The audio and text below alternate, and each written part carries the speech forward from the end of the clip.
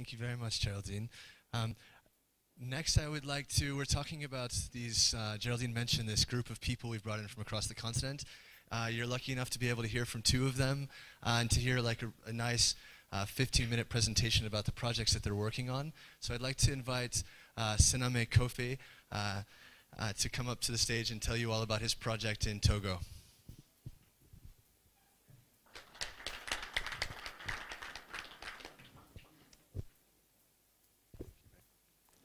Alors, je vais d'abord commencer par m'excuser doublement parce que je vais m'adresser à vous en français. Sinam wanted to apologize to everyone that he'll be speaking in French, but I'll try to translate unless everyone can understand French. Et aussi parce que mon propos pourra paraître un peu décousu, mais je suis sûr que vous allez relier les points et essayer de dégager une idée d'ensemble de tout ce que je vais dire. His talk is going to be kind of piecemeal, but he's sure that you'll be able to make out the broad ideas once he's done. Alors la première chose dont je voudrais que nous prenions tous acte, c'est ce changement de civilisation au cœur duquel nous sommes tous et qui nous a fait passer de systèmes très centralisés vers quelque chose d'un peu plus distribué. So he wants to make sure that we're contextualizing what he's going to be talking about, and so moving from a very centralized state of affairs to a much more decentralized way of organizing societies.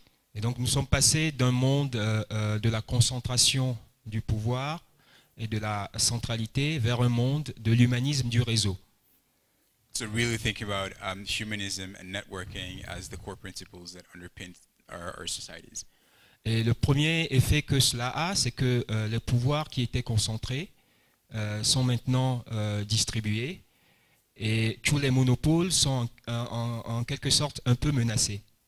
And so what we're seeing is monopolies being threatened and power being moved away from central spaces. Alors, le monopole de l'université est très bousculé par les MOOCs. Le monopole de la banque a été très bousculé par le crowdfunding. Et le monopole de l'industrie est par exemple bousculé par tous ces makerspaces, ces Fab Labs qui sortent et qui prétendent pouvoir créer, produire des objets dans la proximité. So industries are being disrupted by Fab Labs. The banking system is being disrupted by mobile money, and universities are being challenged by MOOCs and other online courses. Et tous ces bouleversements sont rendus possibles par le boom technologique et la révolution digitale. And what underpins this is actually technology and digital revolution. Et ce que j'aimerais que vous compreniez, c'est que le monopole de l'urbanisme, qui était détenu par l'État et par les spécialistes, va lui aussi être bousculé. And the monopoly of urbanism and urban planning in general that was centralized within governments is also being challenged by new ideas. Il ne faut pas que ça vous fasse peur, monsieur le ministre, parce que ça ne sert à rien. Il ne faut pas que vous essayiez de combattre ça, parce que vous ne pourrez pas. So there's very little purpose in trying to battle with these changes. They will not really be stopped. Alors il faut plutôt voir ça comme une opportunité et comme quelque chose de très intéressant, parce que surtout en Afrique, à côté de l'urbanisme réglementaire, de l'urbanisme des master plans dont Kigali est un modèle, il y a aussi un urbanisme spontané. And so when we look at urbanism and urbanization and the way it's evolving, there's a very planned way to think about it, but there's also very much of an organic movement that we also need to acknowledge. C'est l'urbanisme que font les cordonniers dans la rue, c'est l'urbanisme de cette jeune fille qui tombe enceinte et qui abandonne les études et devient vendeuse ambulante. Tous ces gens-là transforment au quotidien la ville africaine.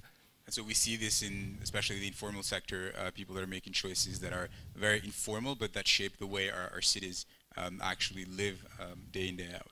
Et vous pouvez me croire, il y a plus de créativité chez ces petites gens que dans les universités. And that's where you see the real crux of creativity happen, is in these informal spaces, in informal settlements, rather than in formal university or academia settings. Donc il faut plutôt voir ce boom du digital comme une opportunité qui démocratise l'expression de ces petites gens qui ont aussi beaucoup de créativité et qui donc peuvent apporter quelque chose dans la façon de penser la ville et de transformer la ville. En tout cas, quelque chose de différent de ce que Cisco pourrait proposer. And so we've got to think about this actually as an opportunity to open up the democratic process, where more people can input into the way we shape cities in a very different way than large corporations would be ever able to do because they're not tapping into that resource. Et ici, il faut faire une petite critique de la smart city telle qu'on continue à l'aborder, pas seulement en Afrique, hein, partout. C'est que c'est toujours drivé par cette vision top-down. And this is a criticism that must be levied against the way some of the smart cities are being built, which is a very top-down approach. Et bon, la smart city a d'autres écueils aussi. Il y a un écueil philosophique aussi que j'aimerais partager avec vous. Si vous considérez que la smart city, c'est la ville qui est produite par les technologies, il faut savoir que les technologies évoluent tous les jours. Et donc la smart city, conceptuellement, c'est quelque chose qu'on ne peut jamais atteindre. C'est un horizon toujours fuyant. And so even philosophically thinking about what a smart city is, if it is driven by technology and change, those are ever-changing processes that can never really be attained. There's no fixed end to it.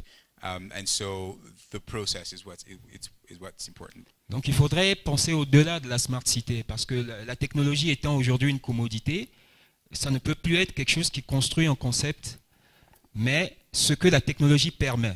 C'est la cité de ce que la technologie permet, pas la cité de la technologie. Yeah, so we could think about smart cities as the place that is enabled by technology rather than the place that is driven by technology or that technology allows. Et ce que la technologie permet aujourd'hui, c'est la démocratisation de l'expression et c'est la démocratisation du pouvoir. C'est le fait qu'aujourd'hui, tout le monde peut s'exprimer à travers les réseaux sociaux. Aujourd'hui, les technologies sont de plus en plus miniaturisées, elles coûtent de plus en plus moins cher, et donc chacun peut développer de la technologie à son échelle et contribuer à la pensée globale technologique. And so really the way we could be thinking about this is about, again, opening up the democratic space, technology being a form where people can express themselves freely, can create a technology much more freely and in a different way. Alors j'aimerais faire juste un peu d'histoire, une histoire courte pour vous montrer que réellement la smart city est en crise. En 2004, quand j'étais encore étudiant en architecture, on parlait beaucoup de la ville durable. And just a little story to sort of illustrate what he's saying. When he was a student, there was a lot of talk about sustainable cities. On ne parlait pas encore de la smart city, on parlait de la sustainable city. Et dans la ville durable, la catégorie, c'était l'érudition. Et la figure principale dans la ville durable, c'était l'architecte. And so when we were conceptualizing the idea of a sustainable city, the core of it was around learning, and what represented it was the architect. C'est l'architecte qui était cette personne qui savait à peu près tout et qui pouvait, parce qu'il sait gérer les vides et les pleins, choisir les bons matériaux, orienter les bâtiments comme il faut, donc pouvait développer cette ville qui était à la fois sociale, écologique et économique. And so the architect, he or she, was at the core of making very important decisions about what material, what choices were sustainable, were socially conducive, or others. Et ce concept a été très vite balayé donc par la Smart City. Et dans la Smart City, la catégorie, c'est la technologie. Et la personne qui est au centre, la figure principale, c'est l'ingénieur. C'est l'ingénieur donc qui doit truffer la ville de capteurs qui vont faire que la ville sera elle aussi sociale, écologique et économique, mais grâce à donc à de la technologie. So in the smart city process, we've actually swapped the architect with the technologists with whom now rest a lot of the decisions and a lot of the choices. La prophétie que j'aimerais faire, c'est qu'on est en face d'une nouvelle typologie qui est en train d'émerger et dont cette fois-ci la catégorie est l'économie. And so what he's looking towards and what he thinks may happen is this idea that the new centrality of emerging cities would be the economy. Alors vous pouvez appeler cette nouvelle typologie-là la sharing city, si vous êtes de la mouvance de Asma et un WeShare, et si vous considérez que l'économie du partage est le fondamental de cette typologie. And so there's many ways that you can think about the economy, and you could look at it from the viewpoint of the sharing economy, a very different socially driven economy, Ou alors, vous pouvez l'appeler la cité de la 4e révolution industrielle, si vous êtes plutôt de la mouvance de Jeremy Rifkin et que vous considérez que c'est les smart grids qui vont faire la ville. Or if you're thinking more along the lines of Jeremy Rifkin and you're thinking about smarter grids and smarter industrial processes, then you're looking much more at spaces. Ou encore la co-city, si vous pensez que c'est les logiques de pair à pair et le commun qui vont modeler cette ville-là. Or if you're thinking about peer-to-peer engagements, then you're kind of thinking about a co-city model. Dans tous les cas, quel que soit le nom que vous lui donnez, la ville de demain sera donc une ville qui va fonctionner sur le réseau et qui va capitaliser sur la démocratie que permet le réseau. But what all these things have in common, nevertheless, is the idea of networking and sharing that will really be at the core of building the next generation of our cities. Et quelle sera la figure centrale dans cette nouvelle typologie? Eh bien, c'est l'entrepreneur. And at the core of the city will be the entrepreneur, Ce sera la start-up. the startup. C'est Airbnb qui décide de la façon dont vous logez. C'est Uber qui décide de la façon dont vous bougez. C'est demain Google Car qui va décider de comment vous allez bouger dans la ville. So it's going to be Airbnb, Uber, self-driving vehicles that are going to be really impacting the way we live. Et c'est Facebook qui décide de la façon dont vous échangez, vous communiquez. And Facebook will be deciding how you communicate. Et Facebook est sorti de la tête d'un gamin de 19 ans dans sa chambre d'étudiant avec du bout de code.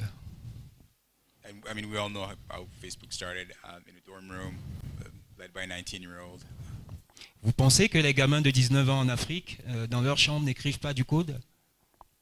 And do you really believe that 19-year-olds in Africa in their dorm room are not coding or not writing code? Je suis bien placé pour vous dire qu'il y en a qui écrivent du code dans l'intimité de leur chambre.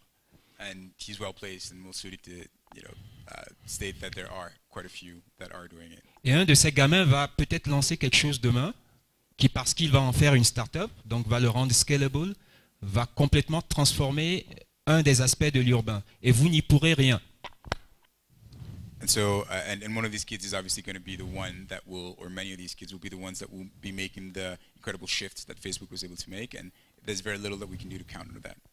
Et nous avons au Togo, par exemple, un projet qu'on appelle Urbanatic, qui est de réinventer la façon dont on mange dans la ville.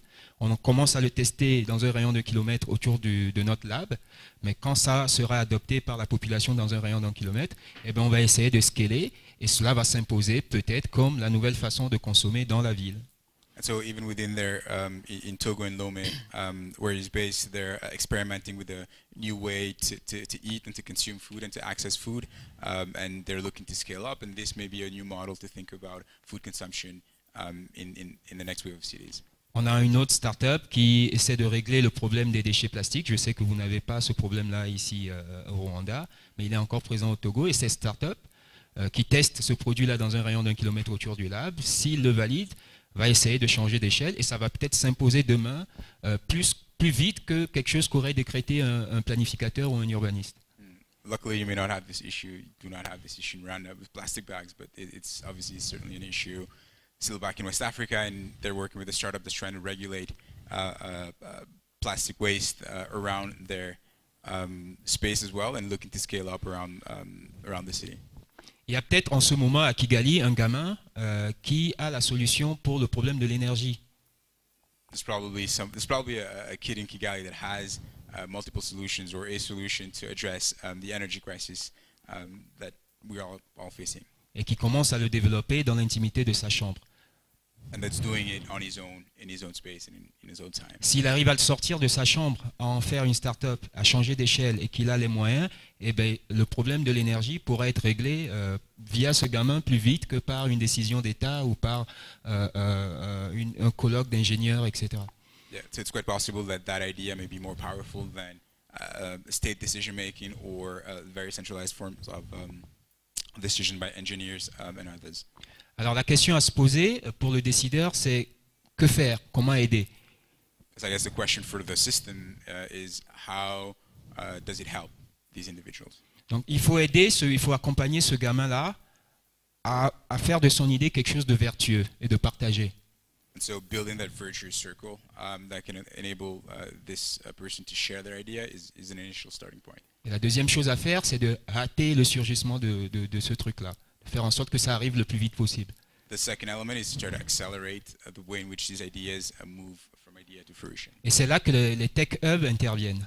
And that's where tech hubs situate themselves. Les tech hubs sont ces lieux donc, où ces gamins peuvent avoir de l'écoute, de l'accompagnement et être confortés dans l'idée, dans le fait que la petite idée qu'ils ont peut scaler et transformer la ville. Yeah. It's where they get comforted that their idea can actually move forward and can change things. Donc le décideur doit multiplier les tech hubs, mettre un tech hub dans chaque quartier, le démystifier, le démocratiser et ne pas laisser les tech hubs comme ils sont aujourd'hui, comme quelque chose d'élitiste, mais de vraiment ouvert à la masse et à la marche en Afrique. So there's an opportunity and a responsibility for decision makers to think about having tech hubs be present in a variety of spaces and not leave it as somewhat of an elitist space that people can access. Je ne sais pas si j'ai encore 5 minutes. Si oui, je vais oser une métaphore. Donc pour vous convaincre que les tech hubs peuvent vraiment changer la ville, je vais oser une métaphore avec la société villageoise, la société traditionnelle africaine. Qu'est-ce qui, d'après vous, fait que le village fonctionne, le village est cohérent, arrive à se produire lui-même? So the question is for the audience to try to understand how tech hubs can be beneficial. The question is, what do you think makes African villages run? What makes them structured? What makes them work? Eh bien, parmi tout ce qui fait que le village fonctionne, il y a plusieurs choses, mais il y a 2 dispositifs très intéressants. There's multiple things, but there's 2 things in particular. Il y a des moments et des lieux. There's spaces and moments. Alors les moments, c'est quoi? Les moments, c'est tout ce qui est fête traditionnelle, rite d'initiation, rite funéraire, etc., etc. Tous ces moments où le village se regroupe et refait sa cohésion, partage le savoir. Ceux qui sont en voyagé reviennent, refont la carte du monde. C'est aussi à ces moments-là que les configurations matrimoniales se refont. On décide qui va épouser qui, quelle famille va s'allier à quelle famille, etc., etc. Ces moments sont fondateurs dans la cohésion du village. So the moments are the positive and less positive moments, happy and less happy moments, but that are an opportunity for individuals to come together, individuals and families. And that's also the space where some decisions are made, particularly along marriages, unions, disunions.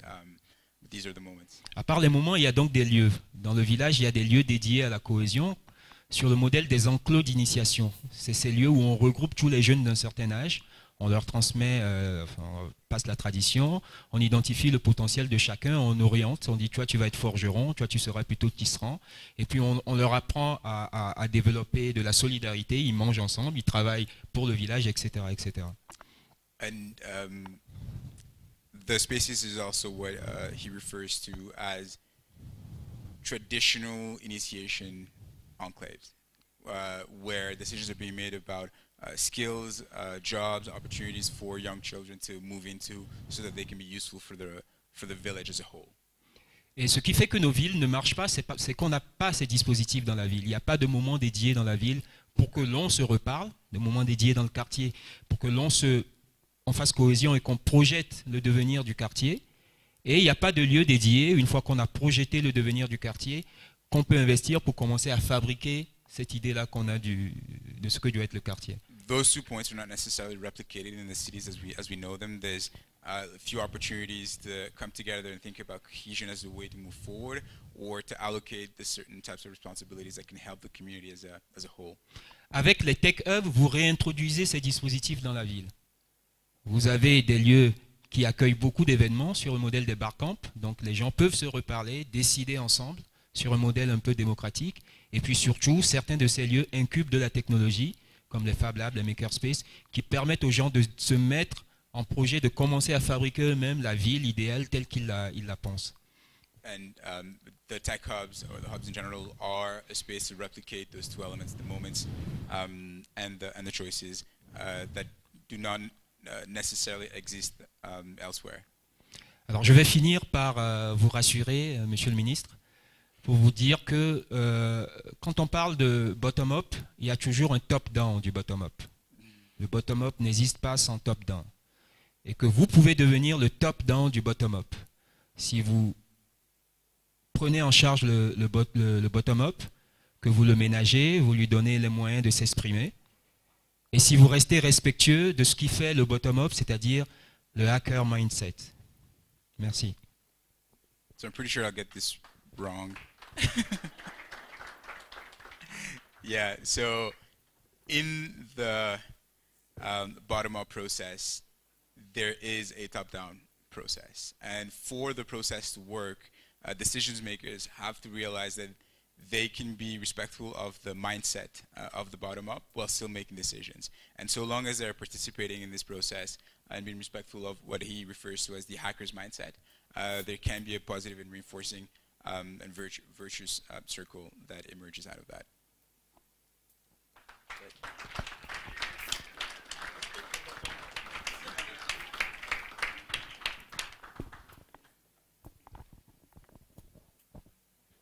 So as you can tell,